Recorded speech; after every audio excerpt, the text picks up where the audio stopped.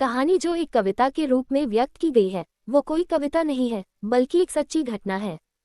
ठंड का मौसम था, सुबह का समय था, ठंड भी अपने चरम सीमा पर थी। मैं आज जब सुबह कॉलेज जा रहा था तो मैंने एक बूढ़े आदमी को देखा जो कि ठंड से ठिठुर कर रोड पर एक किनारे कांप रहा था।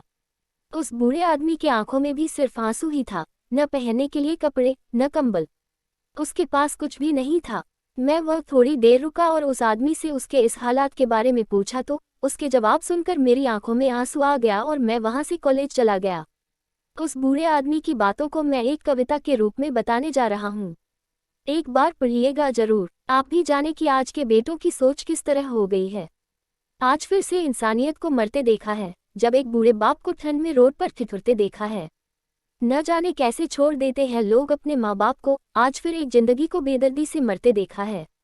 उसकी आंखों में आंसू थे, चेहरे पर एक चाहत थी, इतनी मुश्किल में भी उसके चेहरे पर एक छोटी सी मुस्कुराहट थी। बहुत बुरा लग रहा था मुझे, न जाने क्यों मन में एक बेचैनी थी। मेरे पास कुछ भी न था देने को, लेकिन फिर भी उसको कुछ भेंट देनी थी। आखिरकार मैंने उससे पूछ ही लिया, बाबा तू यहाँ इतनी ठंड में क्यों लेटा है, अपने घर क्यों नहीं जाता। उसके आंखों में आंसू आ गए, प्यार की झलक भी दिख रही थी। वह बोला, बेटा तेरे जैसे ही मेरा भी एक बेटा है जिसको मैंने पलकों पर बिठाया था।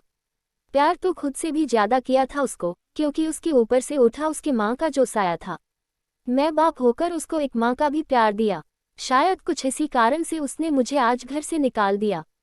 ना सोचा था मैंने कि कभी ऐसी भी घड़ी आएगी जो बेटी अपने माँ बाप से दूर आई है, आज वही मुझे घर से निकलवाएगी।